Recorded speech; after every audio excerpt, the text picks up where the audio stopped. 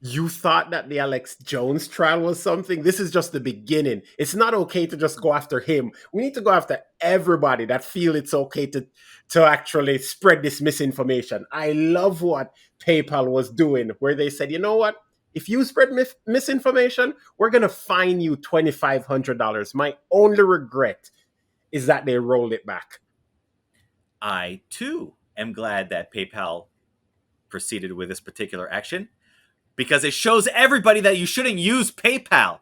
How can you possibly trust an organization with a single dollar if at their own whim and determination they can just go ahead and take that dollar from you? No. No, no, no, no. That's incorrect. Any bank or any financial institution, whether you like it or not, can take your money from you for whatever reason or however they deem fit. That's fine. As long as they have it in a contract stating in the way that they should, and you sign it on. At the end of the day, they did add it to a contract and make it visible to you. So it's not like they were hiding it. And also, if you've ever used PayPal, you'll see that there are other ways that if they find you violating any of their policies, they'll just close your account and keep the money. This is something that's been online. People have complained about this online for a very long time. So that shouldn't surprise anyone. They came out and they said it like, hey, we don't want to be a platform associated with misinformation. I think that's good. I think we need people like this taking a stand and saying, hey, we're gonna stop this. We're gonna take you to court and fine you $1 billion. And if that's not enough, you know what? We're gonna fine you 2,500 in the hopes that you will learn your lesson before you end up in court paying $1 billion. Yes, I think this misinformation thing is something that we have to start combating, taking seriously, and this was a step in that direction.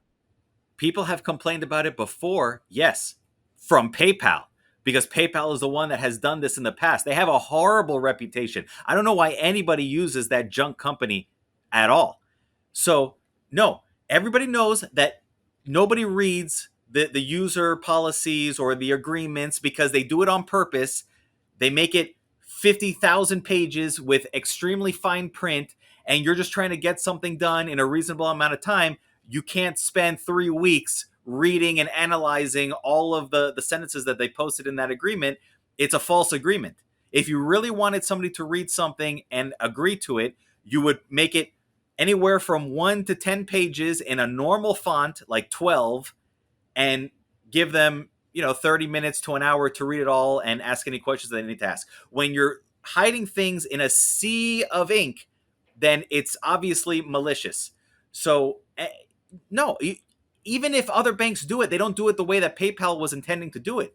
When a bank closes your account, they don't steal your money. The account is closed, meaning you can't do things like write checks anymore or go and take partial withdrawals. No, they close the account, and at your earliest convenience, you have to go to the bank, pick up your money.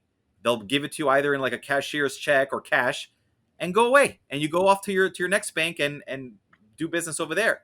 This thing where they just take your money and keep it for themselves is just robbery. No, it absolutely isn't. You're using their platform, you're using their service, and it's a convenient service. Everything integrates with PayPal. That's why people still use it.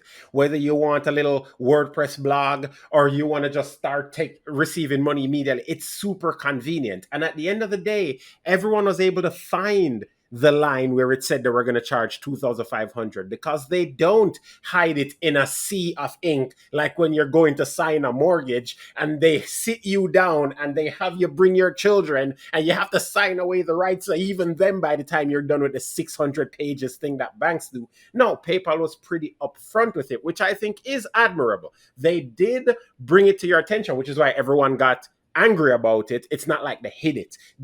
They found it the day that the change was made because they're actually pretty transparent with it. And I think the direction was correct. I would have liked to have seen how they would have been enforcing it. But Of course, the outrage from the public, they had to just draw it back immediately. But I think we need to see where they're going with this, because I do think it's a step in the right direction where we have to combat misinformation. We can't have people going out there spreading lies and destroying lives, because that's what happens when you spread lies. You're super confused. What do you mean? How would they enforce it? There's no enforcing it. They just take your money. And as for the mortgage thing is done by a bank. It's the same problem with the contracts. That's what I'm saying. In general, all of these companies, banks and PayPal alike, they're hiding things in these super large contracts with very fine print. The only reason anybody noticed this is because there are groups of people out there that constantly monitor the most popular companies' agreements so that they can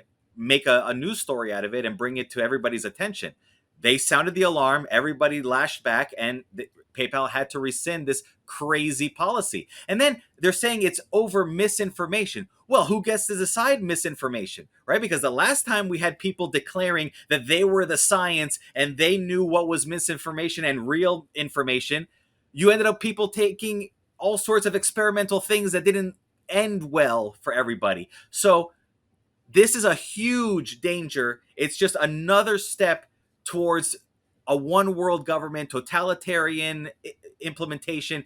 And trust me, nobody wants to live under those situations. No, you should find them too. And listen, you conservatives, your Bible already tells you that you shouldn't lie. So, no hard feelings, but this is fine as long as you're not a liar. Just follow Jesus' way and you won't have to worry about this.